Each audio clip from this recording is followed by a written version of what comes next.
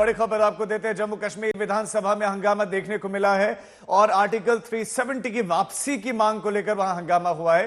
एक दिन पहले वापसी का प्रस्ताव पेश किया गया था और आज उस पर जमकर हंगामा हुआ है। इंजीनियर राशिद के पार्टी के विधायक पहले 370 पर एक बैनर लहराते हैं, उससे बीजेपी के विधायक भड़क गए।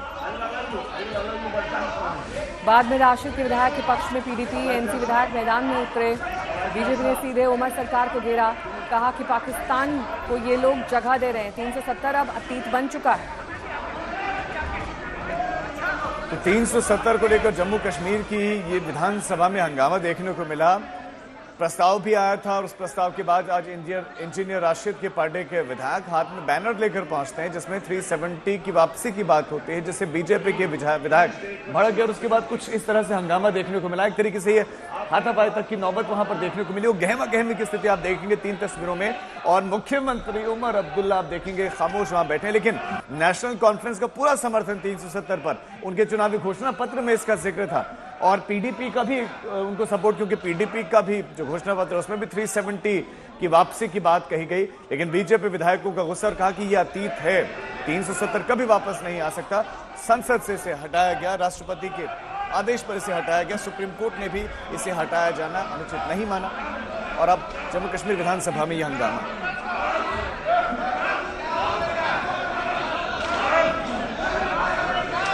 गुत्थम गुत्थी करते हुए विधायक आपको दिखाई दे रहे हैं।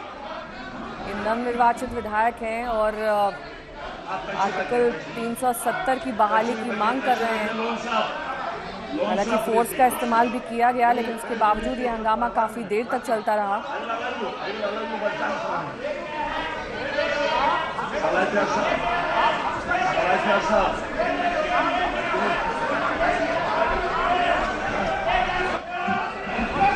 जम्मू कश्मीर विधानसभा के भीतर की आप तस्वीरें देख रहे हैं। चुनाव हुए, एक बड़े लंबे अंतराल के बाद चुनाव हुए और चुनावों के बाद जो विधायक चुनकर पहुंचे, वी डिमांड आर्टिकल 370, इस तरह का बैनर आप देखेंगे कि उसमें लिखा हुआ है और ये मांग कर रहे थे कि 370 को वापस लाया जाए।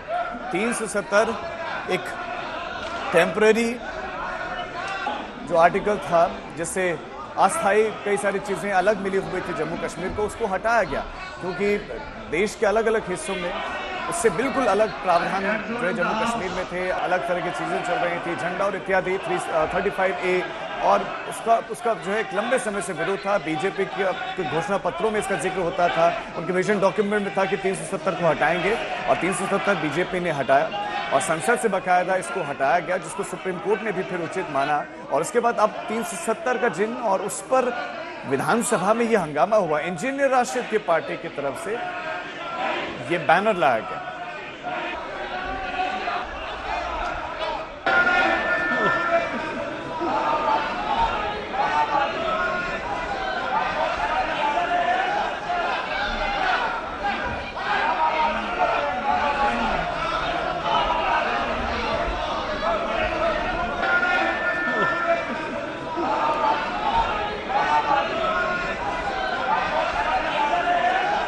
भारतीय संघ एकीकरण में जो अनुच्छेद 370 एक बाधा था, उसे हटाया गया और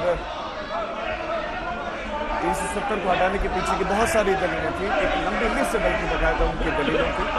अलगाववाद की भावना को पैदा करना, राज्य के विकास में बाधित करना, जम्मू कश्मीर में कोई भी जम्मू कश्मीर के बाहर का किसी भी तरह की जमीन नहीं खरीद सकेगा। फिर 35A के अलग अलग कंडीशन से जो बहुत तरह की बाधाएं उत्पन्न कर रहे थे और उसी को वापस लाने की मांग कर रहे हैं। और ये बेहद दुर्भाग्यपूर्ण है राजीव कि इस विधानसभा का गठन हुआ है, नवनिर्वाचित विधायक हैं, उनको मार्शल्स ने बाहर का रास्ता दिखाया।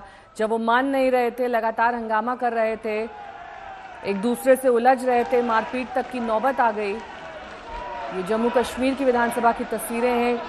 दरअसल कल भी कुछ ऐसी ही यथास्थिति वहां देखने को मिली थी, लेकिन आज माहौल और ज़्यादा बिगड़ गया। ये देखिए, नए सीएम उमर अब्दुल्ला के पूरे हंगामे को देखते हुए, उनकी भी मैनिफेस्टो का हिस्सा आर्टिकल 370 की बहाली। लेकिन इस बीच 2 तस्वीरें जम्मू कश्मीर विधानसभा की, जहां पर बैनर पोस्टर के साथ ये मांग रखी गई, हाथापाई तक की नौबत आ गई। और आरोप अब ये लग रहा है पक्ष पर कि वो आतंक को बढ़ावा दे रहे हैं ऐसा करके। जम्मू कश्मीर की तस्वीरें, और इस बात का अंदेशा था भी कि जब सदन की कार्यवाही शुरू होगी तो इस तरह का हंगामा हो सकता है, क्योंकि इसमें वो राजनीतिक दल, वो पॉलिटिकल पार्टीज हैं जो 370 का सपोर्ट करते हैं, समर्थन करते हैं।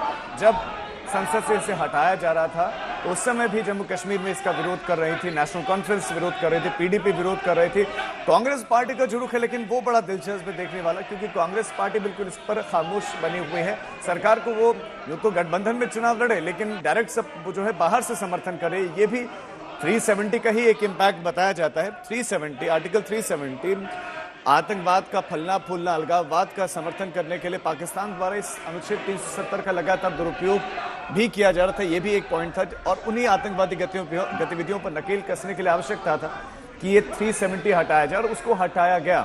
अब जम्मू कश्मीर में और देश के किसी अन्य राज्य में कोई भी अंतर नहीं है, सब बराबर, और उसी का विरोध कर रहे हैं, क्योंकि ये चाहते हैं कि 370 आए और 35A वहां पर लगाया जाए।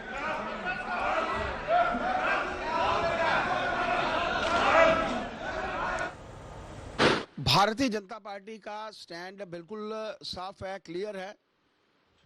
और कल जिस तरीके से वातावरण असेंबली का खराब करने की कोशिश की गई, असंवैधानिक तरीके से रेजोल्यूशन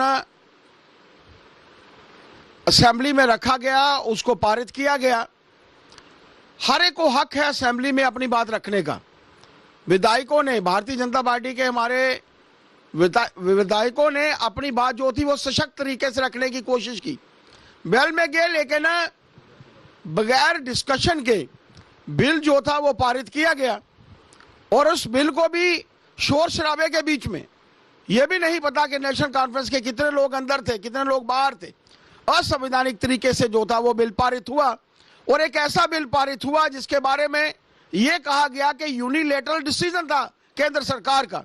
आप सबके ध्यान में भी रहना चाहिए कि इसके ऊपर प्रॉपर डिस्कशन हुई थी।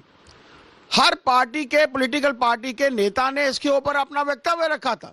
5 अगस्त 2019 को और 6 अगस्त 2019 को पहले लोकसभा में और उसके बाद राज्यसभा में यह पारित हुआ, तो इसकी प्रॉपर डिस्कशन हुई थी, ना कि एक यूनिलैटरल डिसीजन था। और इस डिसीजन के विरुद्ध मेरा मानना है कि ये हमारी पार्लियामेंट की तौहीन भी है, जिसके बारे में कहा गया कि उन्होंने अपने लेवल के ऊपर ही जो था वो उस समय बिल जो था वो पास हुआ। और उसके साथ साथ तौहीन है सुप्रीम कोर्ट की भी, क्योंकि सुप्रीम कोर्ट में भी इन लोगों ने केस किया था। इसके ऊपर मोहर जो थी माननीय सुप्रीम कोर्ट द्वारा भी जो थी वो लगाई गई थी। ऐसे समय में जरूरत है जिन लोगों को असंवैधानिक तरीके से, जिन लोगों ने बिल रखा, जिन लोगों ने इसको सेकंड किया, और वो ऑनरेबल स्पीकर जिसने नेशनल कॉन्फ्रेंस का कार्यकर्ता होने के नाते एक्ट किया है, उनके ऊपर एक्शन जो है वो पार्लियामेंट को लेना चाहिए, इसमें कोई दो राय नहीं। बीजेपी के अध्यक्ष सत शर्मा को सुन रहे थे आप, जिनका कहना था कि असंवैधानिक तरीके से इस बिल को, इस विधेयक को पारित किया गया।